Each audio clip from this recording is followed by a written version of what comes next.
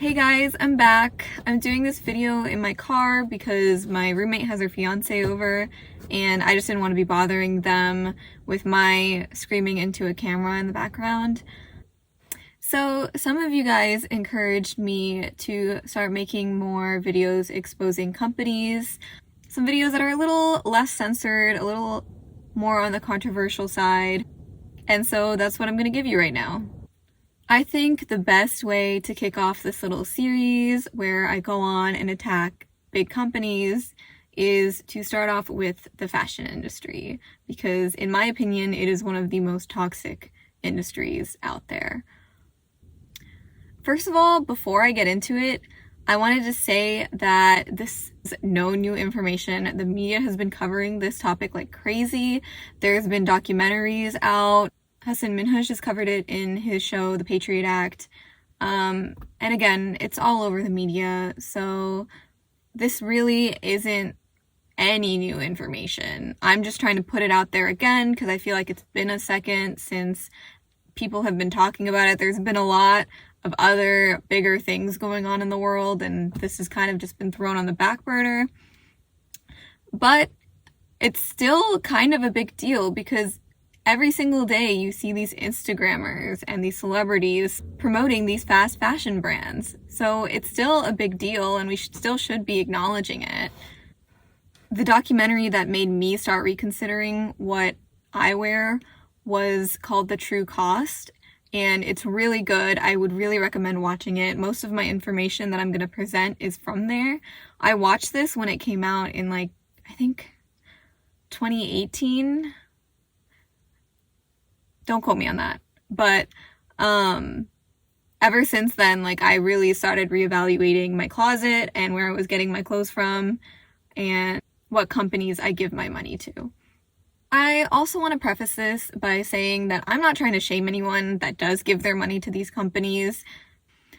I also invest in some pretty shady companies myself, and I do it knowingly.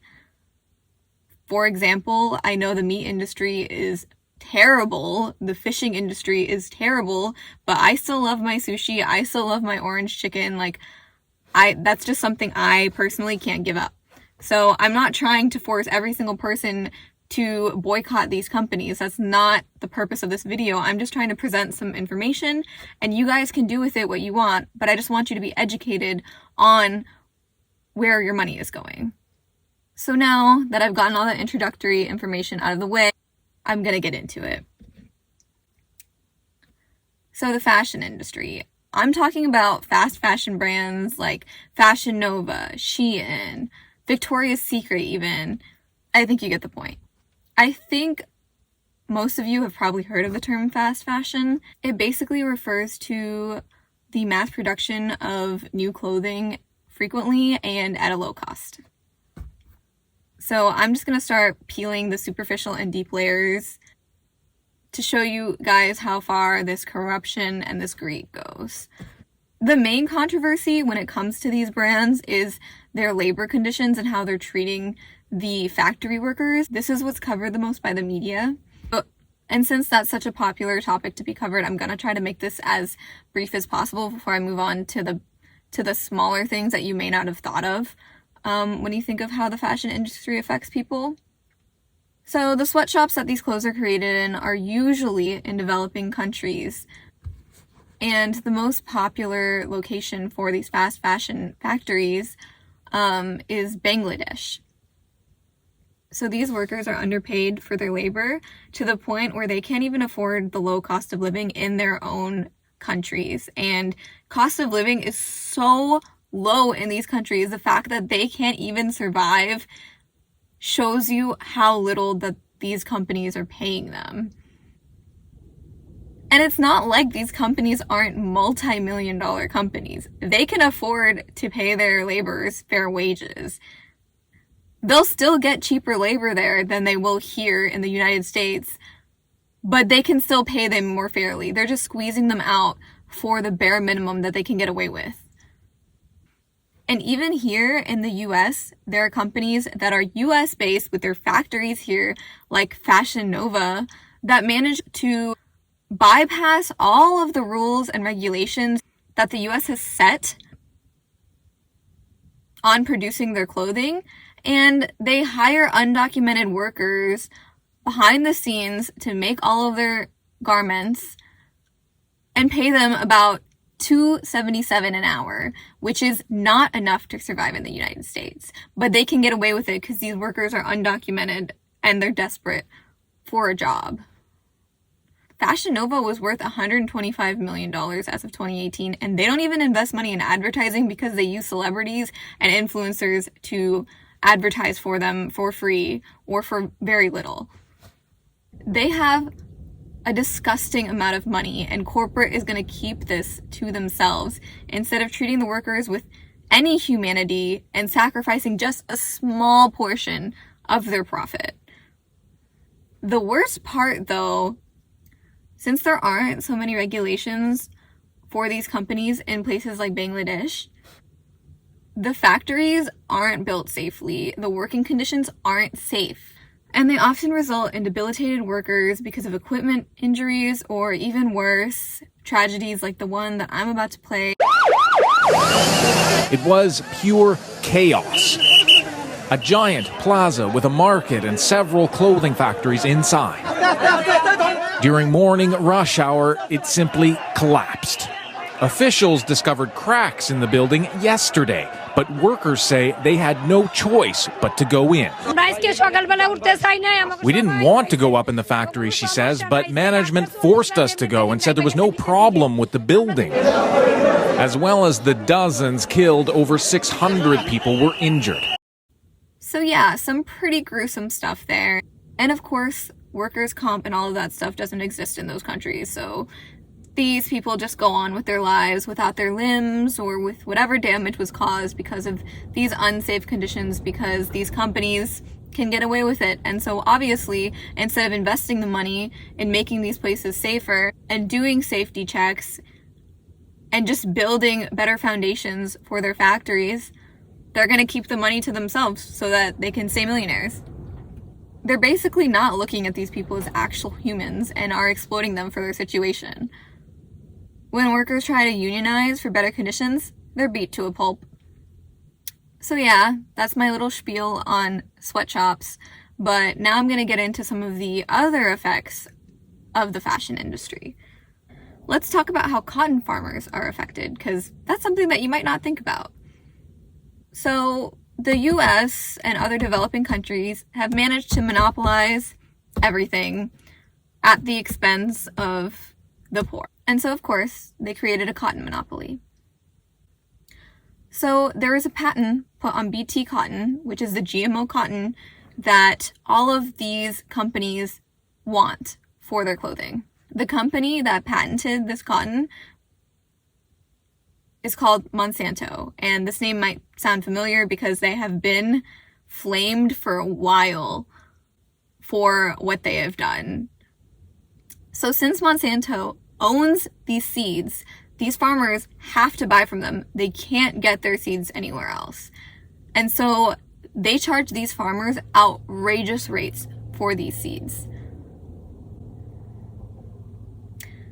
Since this is their livelihood and they have no other options, these farmers go into debt to be able to afford these seeds, hoping that eventually their profits will balance them out and they'll end up in a good place after their harvest, after they sell their cotton to whatever company that they're selling to. Unfortunately, these seeds aren't even that great. They're GMO'd to keep pest stuff out. Unfortunately, that's not the case. That cotton still attracts pests, and so these farmers also have to invest money in pesticides to keep their crops growing. Guess what company makes a huge bulk of pesticides that farmers use? Monsanto. In the end, the money that these farmers make off of their harvest doesn't outweigh the debt that they have put themselves in. Most of this cotton is grown in India, and more specifically in a state called Punjab. Now, if you're up to date on current global events, you'll know that Punjab already has enough to deal with in terms of farmer exploitation in general. So on top of these issues that are already going on, the cotton farmers have to deal with this extra added BT cotton patent that is driving them even more into debt than everything else that's going on. So this massive debt that's accumulating for these farmers is driving them to suicide because they can't pay it back. On top of that, the pesticide ends up affecting the farmers, their families, and the entire neighborhood by poisoning them, introducing toxins that wouldn't have been there otherwise, increasing rates of diseases that shouldn't be there, like cancer, and increased rates of mental retardation in their children because these moms are exposed to these toxins while they're pregnant. The pesticides are also, of course, hurting our planet. And that leads me into our next discussion about how this fashion industry is affecting our planet. Fashion is the second most polluting industry in the world. How much coal, water, and other natural resources are used to produce all of this new clothing? Our planet is already quite literally burning to the ground. We obviously need to change how we're living so that future generations don't have to end up cleaning up our messes. And like I said in the beginning, as passionate as I am about this stuff, I'm not trying to force anyone to stop investing in these industries because there is so much that I could give up if I was truly a good person to decrease my carbon footprint and be better for the environment, and I'm just not. So again, not trying to shame anyone, I'm just speaking about something I'm passionate about, and I'm just trying to let you guys know what really goes on behind the scenes of these big companies. These companies have us wrapped around their fingers, and I'm going to tell you exactly how they do this. So our YouTube and our Instagram influencers are the ones that are promoting all of these companies. They do it by wearing their clothes in their Instagram pictures, doing clothing hauls, all that kind of stuff. Not trying to throw any shade towards any of them. I'm sure none of them really know what's going on behind the scenes, so it's not their fault. They're really being taken advantage of. But this use of media creates this societal standard that you need nice clothes to make you feel nice and pretty and happy. And it pressures us, the consumers, to buy things we don't need. And this is a huge burden on the poor, especially because they feel like if they want to keep up with society and be cool and be liked, they need to be able to afford these clothes too. And they start putting their money towards that instead of things that they actually need. When you see someone like Kylie Jenner rocking a dress from Fashion Nova, of course you're not going to think about the moral implications of it. It's okay to do it because these influencers are doing it. These are the people that are normalizing changing your clothing that often. And they're the ones that are giving these companies business every single day. So now that we are aware of what and how this happens, what are potential solutions? How can you still keep wearing cute clothes without giving business to these corrupt companies? I hear a lot of people say that this is kind of the rich person's dilemma because high quality, fair trade clothing is usually very, very expensive. And it's just not feasible for the regular person to afford that kind of clothing. And I understand I can't afford it either. I don't buy from those brands. If you can, that's the best thing you can do, and you can get fresh new clothing and feel good that you're not giving to a fast fashion brand. Also, there's the issue of accessibility. So where I get my clothes from, thrift shops and Goodwills and stuff like that, those aren't everywhere. Not everyone can go to places like that. So what are people in areas like that supposed to do? Well, this isn't everyone's responsibility. Do what you can. Do your best. That's all you can do. You shouldn't feel bad because the situation that you're in prevents you from being more sustainable in terms of fashion.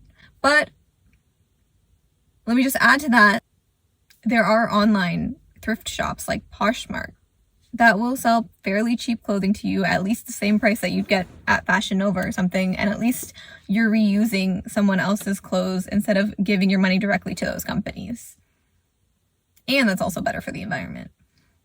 Also, size is a limiting factor for a lot of people, and I honestly don't know what the solution in terms of that would be. If Poshmark and thrift stores and stuff like that don't carry your size, then that obviously sucks. So this isn't everyone's dilemma. It really is the rich person's dilemma, because the rich are the ones that are promoting these brands and making, you know, like the middle and lower classes think like they need this to feel good and fit in with society. But I will tell you guys what I personally do to reduce my environmental impact and feel a little less guilty about having cute clothes. And maybe this will help give you guys some ideas. I hope. So a bulk of my closet is actually hand-me-downs. So I'm lucky enough that my mother was my size when she was in her early 20s, and she never threw away any of her clothing. So she just gave it all to me. And her clothes are actually really cute. Like, I would say 50% of my closet is my mom's clothing. And even though it's like 25 years old, I still get more compliments when I wear any of her tops than I do wearing anything that I picked out for myself. My mom's clothing makes up about half of my wardrobe, and then pretty much all of my professional wear. I also have some friends that purge their closets every now and then, and they always let me know whenever they're doing it, and they ask me if I ever want anything that they're purging, so I usually just get free clothing from them. That makes up a pretty big portion of my closet too. And then finally, I would say like the rest of my closet is from either Poshmark or like thrifting. My closet definitely isn't lacking. I'll even show you guys all the stuff that I've gotten through hand-me-downs and thrifting and stuff like that. And I don't spend much money on my clothes. So I'm just going to break out some of my winter clothing since it's starting to get chilly where I am. This is some of my mom's stuff.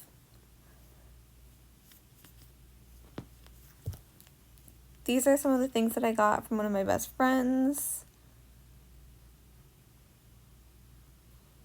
And these are more things I got from friends before moving up here, because I've never really owned a winter coat before, you know, just Florida things. This is also my mom's actually, and I wear it all the time. There are also quite a few fair trade companies that do things the right way, or are working towards doing the things the right way. A decent way to check if a company is fair trade is to go on the website Good On You, which I will link in the description. Good On You isn't 100% perfect, but it's really hard to gauge these companies because they don't give much information on their websites, or even if you email them, they'll like avoid you if they aren't fair trade. You could also just look at a company's amendments on their website and see if anywhere they say that they're fair trade or sustainable or anything like that. And usually if a company is fair trade and sustainable, they will put it on their website because that's something that they're proud of and it's something that they want their consumers to know. And then there's a question: if you stop giving these big companies like Shein your money, won't these laborers in these countries not have jobs? Isn't that worse than them getting underpaid and working in these terrible conditions? Well, these are million and billion-dollar companies, and they want to appeal to you, the consumer. So if you demand that they improve their working conditions, that's what they're going to do. That's where they're going to start putting their millions of dollars so that they can keep your business and keep making some sort of profit at least. So yeah, this was just a little video laying out some of the points that I wanted to make about these fast fashion brands. H&M's also a big one. Zara, big one. Nike, not great. Not trying to pressure anyone into boycotting these companies. I just wanted to let you guys know what's going on behind the scenes if you didn't already. Obviously, there are a lot more points that could be covered, but I wanted to keep this video somewhat concise. If you want more, I can link documentaries and YouTube videos and shows below that I think make pretty good points as well. So I hope this was informative for you guys. I'll see you guys next time.